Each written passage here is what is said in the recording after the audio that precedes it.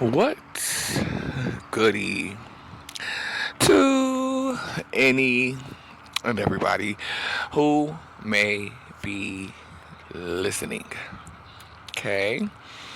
I'm going to be talking about my grandmother, Nana.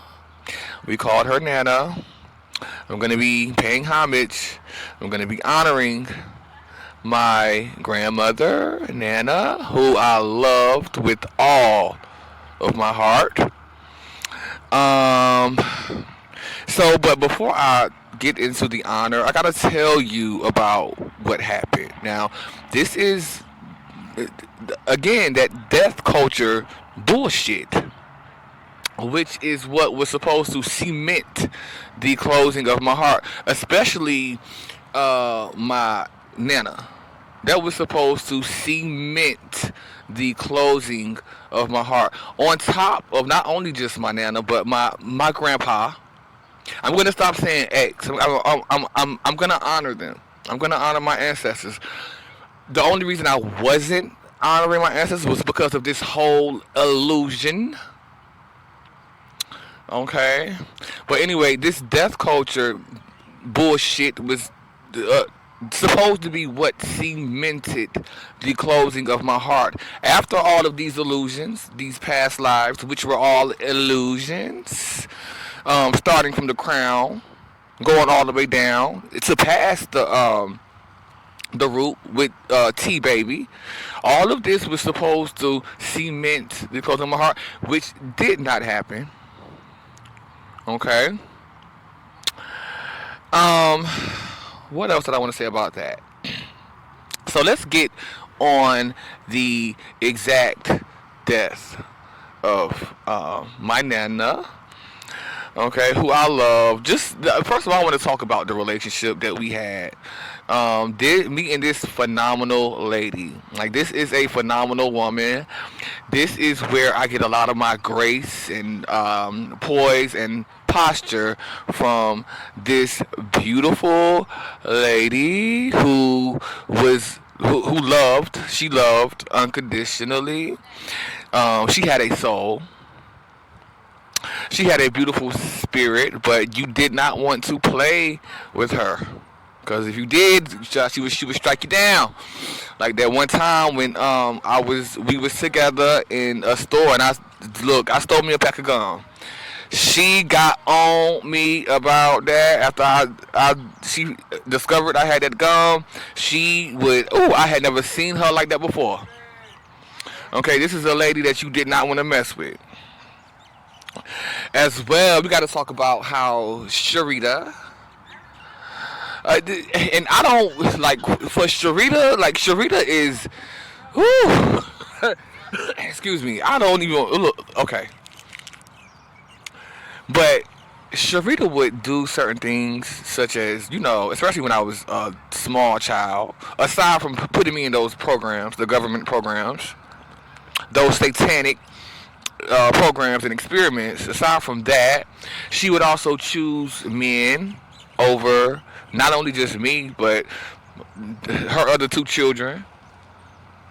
They under her. But when I would call my nana, she was a fierce protector. She would come right over to where we were, especially on Rush Street. Like the first time I had to do this was we were living off of Rush Street on Sheldon Drive, and my ex mother, I ain't even gonna call her my ex mother. I'm gonna call her Sharita. I'm gonna say Sharita. Something would not let me call her mother.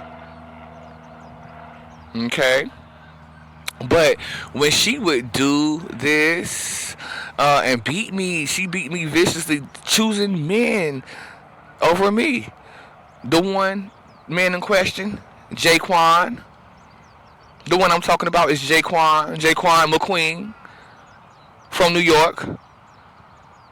Something about him as well reminded me of Arumala. When I first encountered Arumala, there was something about him that reminded me of Jaquan, like something like that.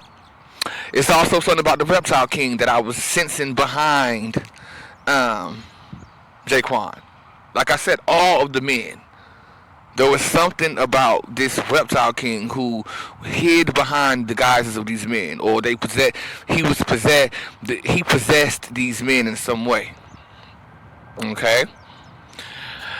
So my grandmother, Nana, my favorite person in the whole wide world, followed by Rosa, which is my great grandmother. Okay, she. I have to say my second favorite. Okay, but let's focus on Nana for now. She would come and fly. Okay, like I said, the first time we were living off of Rush Street in Raleigh, North Carolina, and I had to call her real quick because Sharita decided that she wanted to beat me, or that she decided to let this man beat me. That I didn't even know this man. This man was a stranger. Why would she let a man that she didn't even know beat her children? I called Nana very quickly, and she flew over there in that in her red Pontiac Grand Am to pick me up and get Sharita right together. Is what she did. Okay. What else? We spent a lot of time together. That was like my best friend. We did a lot together. She was an animal lover. I love dogs too. She loved dogs. We ate good. We ate good. We did things. We went on trips together. Like you know. I'm feeling the Bahamas, but I was real small, so I don't remember where this place was that we went to. It was the Bahamas that we went to. I'm pretty sure. Okay, I just don't remember. I was about maybe 3, 4 years old when we went on this vacation. It was me, her, and a couple of other individuals. I believe a lady named Sandy was with us. A white lady named Sandy that was her best friend. Hey, Sandy. What else did I want to say? So, okay. We had a great relationship. Okay. So let's get into the death. Let's get into the witchcraft. Let's get into the dark magic. Okay. You know we was coming here. This death of my grandmother. Now this happened around the time when I was supposed. Now see, here goes the teeth again. Because at this time I was about to be getting braces. I had already went and got the spacers. I went to the dentist already, and I got a tooth pulled already to get prepared for the braces. I had gotten spacers put in my mouth as well, already ready to get the braces for my teeth that I did not like at that time. And I can recall like this was the day where I knew that it was just about to be. We were all at my great grandmother's house, all at Rosa's house. There was some kind of gathering going on. And like I said, my spaces were fresh in my mouth. I had just got them. I was excited about getting my braces. Me and my grandmother, and I was sitting on that porch, and there was just something about Ooh, I'm about to tear up, girl. There was something about that day, baby. There was something about that day where I just knew. I knew that it was. I knew something. That it was near the end. She had been suffering. She had been suffering, trying to keep me strong and keep a strong face. But how she wound up dying was that she contracted breast cancer, or developed breast cancer. Okay, the only way she developed this breast cancer, this was dark magic. This was witchcraft, and they took my motherfucking grandmother away from me. The only one that loved me. Okay. What else? What else I want to say about this? Okay. So let's get on. Maybe it was maybe a week or two later where I found out that she passed away. I gotta tell you how they did it. I gotta tell you that these individuals called me on the phone. I was about 15, 16 years old at this time. They called me, told me, we need you to come to the hospital. Okay. Rex Hospital in Raleigh, North Carolina. I went to this hospital not knowing what was going on. They really could have and should have told me over the phone. I feel like that would have been a better approach, especially looking back at it. Looking back at how they were all surrounding her on that while she was dead on that bed. They were all huddled around her and just called me into that room. I didn't know anything. That was the most heartbreaking thing that I ever seen. Them huddled around her like that while she was on that bed, deceased.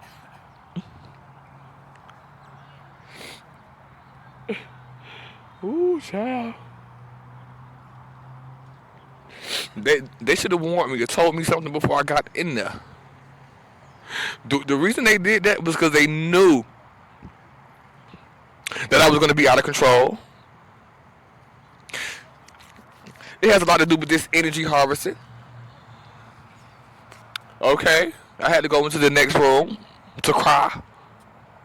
This was a painful period. And I gotta get on this funeral. Okay, the funeral was strange. I mean, I'm talking about being at her house, and we were all at her house,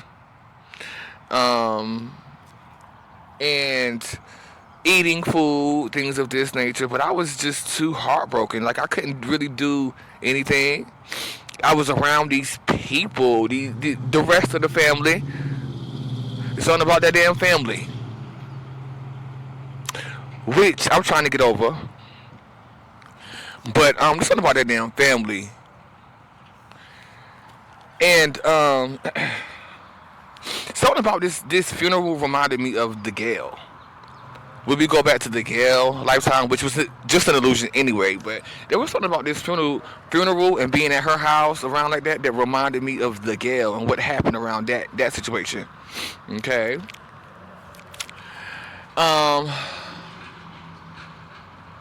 What else do I want to say?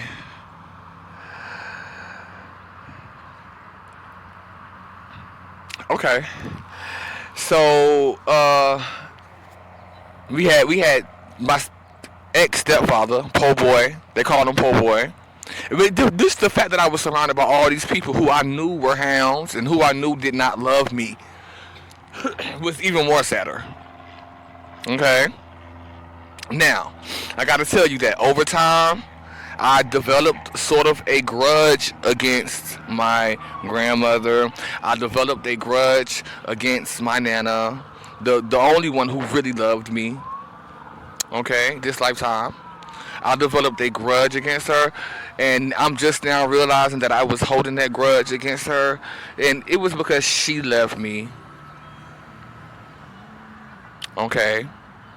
I'm also picking up on some sort of inheritance that was left behind for me that was not given to me, that was not saved, that was not given to me, something like that. I'm picking up on something about Marlena Evans, Sharita Doja, Lee Evans, all that surrounding this inheritance that was in my name. Okay, that was left behind for me. That was not given to me, that I didn't know anything about as well. Okay. Let's just say this right now. This grudge is over. Okay. She left me. But this was witchcraft. A lot of dark magic going on at this time.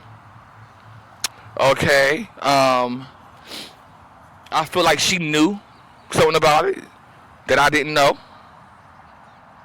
And it's time for me to call that piece back. That piece of myself, my nana, my grandmother, who I love and loved unconditionally, still love. And that grudge is done. And that part of me is coming back. I decree and declare it. I also want to talk about when I had a dream. This was like a dream or a vision while I was locked up in jail about the age of 21 or 22. I was out there, motherfucker. I was wilding. I was out there snorting cocaine. I was breaking into people's houses and stealing and taking and things of this nature. Um, and she came to me in that dream, and she was angry. Like I talked about this before, but she was real angry. Like she was real mad, and it was disturbing to see her like that. That it caused me to wake up. What I'm getting about that is it's pertaining to this whole death culture bullshit, and that the dead are not resting in peace. There are things going on, and these archons controlling the gates of life and death. The dead are not resting in peace. Okay, this will become more clearer. Okay, my grandmother is around me. I feel her presence. She is my favorite. Um, I was holding that grudge. I was holding on to that grudge, but I'm glad that we got to this spot, this sore spot, and we can continue to heal it. Thank you, grandmother, for showing up. And you've been there showing up. I just ain't been willing to look. I've been so dead set on holding the grudge, and the fact that, well, thinking you left me, but you didn't leave me. That was all witchcraft and dark magic and thought forms. Okay. Thank you. Bye-bye.